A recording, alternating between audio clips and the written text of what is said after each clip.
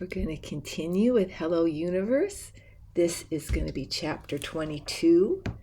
And when we left off, Virgil is still down the well, and Valencia is in the woods, and she has come across the well, and she notices that the top is off of it, and there's 5 neatly stacked stones. And what does she do? She throws the stones into the well and puts the cover back on. All right, chapter 22. Imagine you are someplace else. The darkness had teeth that snapped and clinched, and here was Virgil sitting at the bottom of its throat. He couldn't even see his hand in front of his face. There wasn't a sliver of light anywhere, not a single pinprick. The bull wants to kill me, he says. He never would have believed it, not truly. But what other explanation could there be? His cries for help had traveled through the trees and landed on the bull's waxy ears, just like he'd predicted. Virgil had shielded Gulliver when the stones fell. Then the light went away. The bull wanted to taunt them, then kill him. It was the only logical explanation. Who else would do such a thing? Now his heart beat quickly, too quickly maybe. I'm having a heart attack, he thought. Was this what it felt like? Could 11-year-olds have heart attacks? He couldn't breathe either. His lungs had been stolen by the darkness. He sputtered and clenched his backpack close to him, both arms wrapped around it like a life raft. Gulliver chirped, not knowing any better. Or maybe he did, and he was saying goodbye. When Gulliver stopped chirping, a strange sound filled the well. A wail mixed with a gasp and a hiccup. Virgil frantically searched the darkness before he realized the sound was coming from him. So maybe he wasn't going to die of a heart attack. It would be a breathing attack instead, or both. Virgil's breath caught in his throat.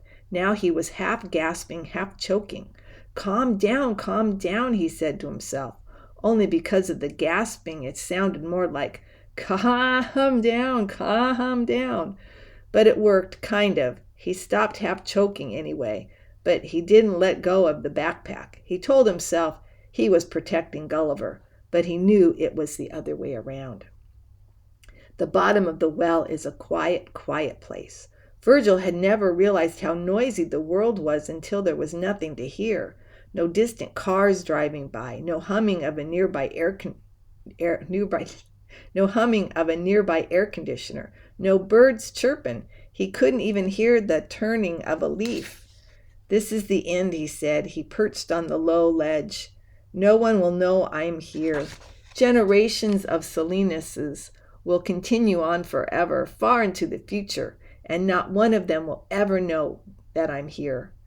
People would say, we once had a boy called Virgilio in our family, but no one knows what became of him. And they would make the sign of the cross. All the while his bones would lie at the bottom of the pit, with Gulliver's little bones next to him, so small that they'd look like a thread. Virgil's throat was dry. His head suddenly felt very heavy, like someone had placed a brick on his forehead and asked him to balance it there. He opened his mouth to take a deep breath, but he couldn't. His lungs felt full of air and empty all at once. His body was a bundle of nerves, all being pulled and snapped at the same time. And now it wasn't just the darkness or the silence, it was the smell, too. Mildew and old stale water. It reminded him of how the sink in the kitchen smelled when the drain clogged up. He closed his eyes. Imagine you are someplace else. That's what his mother used to tell him when he was very little and had bad dreams, before she called him Turtle. Before they figured out that he couldn't be perfect like his brothers. Imagine you are someplace else. He imagined his bedroom with Gulliver rattling the water bottle. He imagined Chiori's house with the circle rug and the incense that smelled like burnt flowers. He imagined Lola at the table reading her newspaper and shaking her head.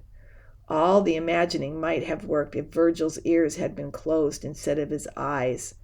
But because they were open and alert, they picked up a distant sound in the darkness. Ignore it, thought Virgil. Probably just Gulliver. Only he knew that what Gulliver sounded like, and this wasn't Gulliver. Gulliver's noises were harmless and simple squeaks. When he was hungry, chirps when he was happy. Guinea pigs don't do much else. They certainly don't ruffle anything. They didn't have anything to ruffle. And that's what the sound was.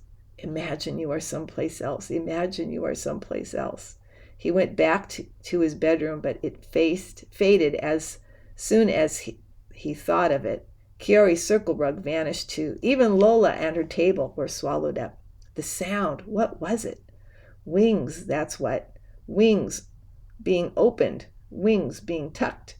A colony of bats, maybe, ready to descend with their daggered mouths. Louder now.